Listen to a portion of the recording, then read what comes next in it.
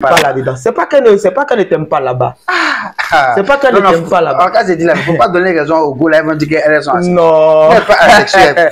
Non, non. Bon, non, c'est la vérité. Oui, mais en fait aussi, il faut définir aussi, après, il faut faire aussi la différence entre une personne qui est naturellement asexuelle et une personne qui a la qualité sexualité.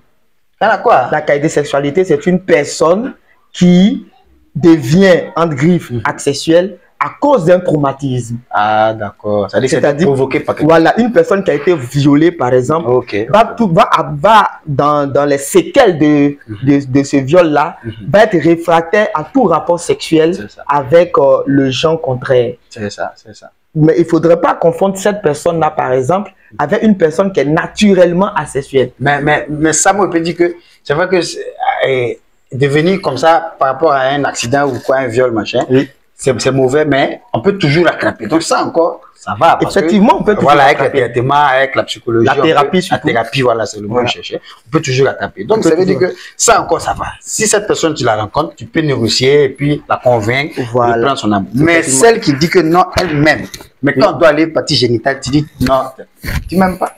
Oui, c'est cela aussi la responsabilité. Voilà, il faut être responsable. Je connais mon partenaire, je connais ma partenaire, d'accord? Donc, je sais un peu ses tendances, je sais qu'elle est asexuelle et il faudrait que je sois capable de l'accepter telle qu'elle est. Ça veut dire que, mais c'est ça la responsabilité. La responsabilité n'est pas dans l'acceptation uniquement. La responsabilité aussi est dans le refus.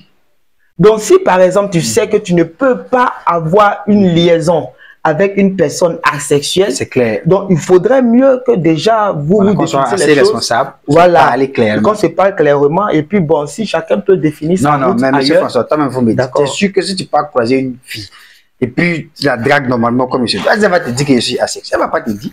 Oui, mais il y a la sexualité sans rapport, ça existe de nos jours. Ah, sexualité là aussi, ça devient compliqué. Hein. J'espère que vous prenez bonne note de tout ce qu'on a en train de dire et que vous pourrez intervenir dans toutes les différentes conférences sur nos différents réseaux sociaux. La sexualité sans rapport, il faut qu'on en parle. Ça, c'est quelle sexualité, ça? Effectivement, la sexualité sans rapport, c'est une sexualité d'amour profond. Il faut aussi le dire. Bon, ça, c'est père et fils. Mais fille. Non, en deux conjoints. Monsieur et madame. Oui, monsieur et madame, entre un gars avec un sago, on peut avoir une sexualité sans rapport. Bon, c'est quoi maintenant qui compte? Oui, ce qui sera le contenu de cette sexualité sans rapport-là, ça sera, on va plutôt mettre l'accent, non pas sur la génitalité, mais pas sur la génitalité, mais on va mettre plutôt l'accent sur les caresses. Les préliminaires. Voilà, que si vous voulez, les préliminaires, les caresses, on peut s'embrasser, on peut toucher le corps, d'accord? Mais pas de génitalité. Pas de génitalité. C'est ce qu'on appelle la sexualité sans pénétration. Ah, là, c'est fort. La sexualité sans pénétration, c'est ça. Donc, ça veut dire que si vous êtes en face d'une personne asexuelle, ce qu'il faudra privilégier, c'est plutôt les caresses, les douceurs, les préliminaires. C'est là-bas que la personne se sent aimée. D'accord? Mais une fois que vous abordez la question de la génitalité avec la personne ne se sent vraiment pas là-dedans. La personne ne se sent vraiment pas là-dedans. Mais en même temps aussi, il ne faudrait pas aussi confondre une personne asexuelle et une personne aromantique. Une personne aromantique, c'est une personne qui est tout de suite sur les rapports sexuels. Voilà. C'est ça qu'il fallait dire depuis. Est tout de suite sur les rapports sexuels. Très bien. Mais qui n'a rien à partager. Voilà. C'est-à-dire sa sexualité, c'est génitalité seulement. C'est-à-dire l'amour, le sentiment, les flirts. La personne n'est pas son fort. C'est-à-dire quand la personne t'aborde, la première des choses c'est ça. C'est-à-dire que si aujourd'hui la personne même pouvait te dire que allons coucher ensemble, c'est ça. Elle n'a rien à partager avec toi. Donc vos histoires de bébé à l'œil bleu, les messages, les préliminaires longs. La personne n'est pas là. Voilà. Donc c'est un peu cela qu'on peut essayer. Non, mais je pense que pour être responsable, il faut demander. Si le deuxième mot là, tu as dit quoi? Aromatique. Ah voilà, aromatique là. Je pense que beaucoup seront intéressés par ça. Beaucoup seront intéressés par ça. Parce que l'autre côté là, c'est compliqué. Bon, c'est pas moi, c'est pas moi, il parle pas de moi. Madame Mossé, c'est pas de moi je parle. Mais voilà, c'est les autres là. Oui, mais une personne aussi aromatique peut faire aussi du mal.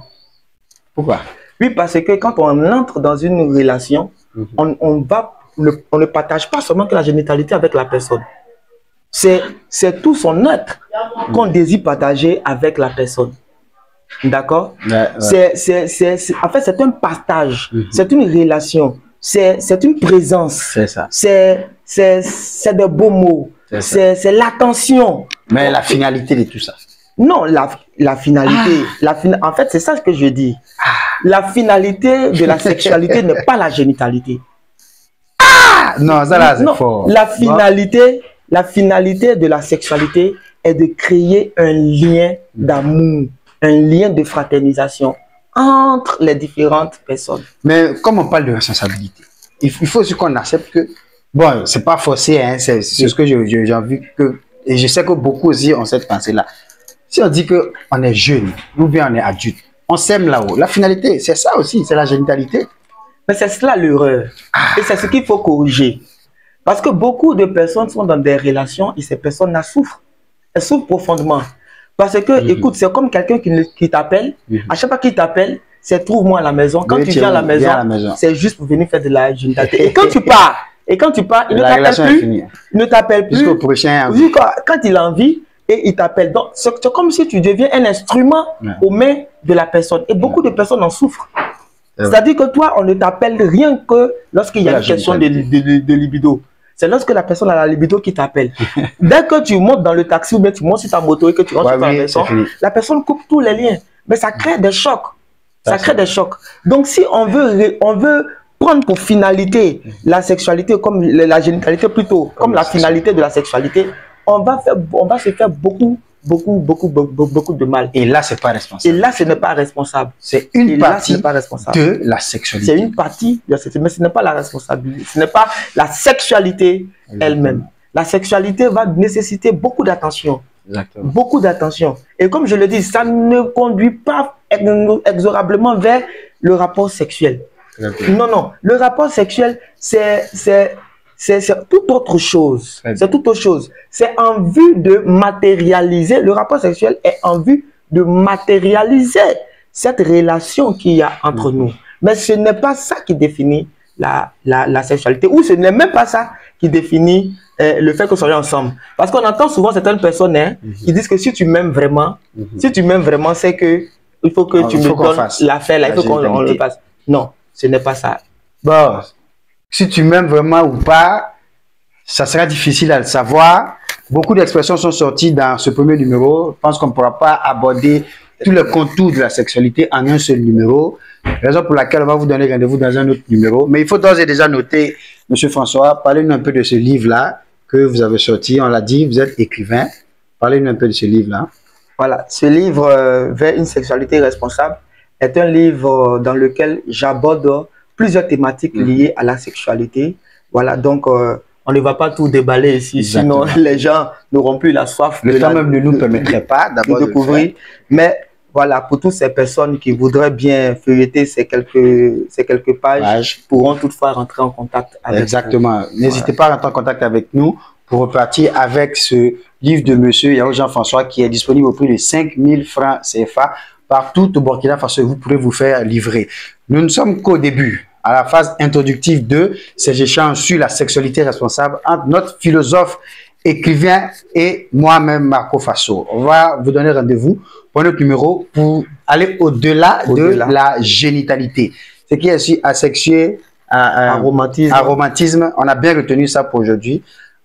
Très prochainement pour un autre numéro. Un mot de fin, Monsieur François. C'est d'inciter les jeunes aujourd'hui à vivre une sexualité responsable, à être franc dans leurs différentes relations avec leurs partenaires. Être franc, se connaître, accepter l'autre et puis vivre une sexualité responsable. Sur ce, portez-vous bien. À très bientôt. Bye bye. Bye.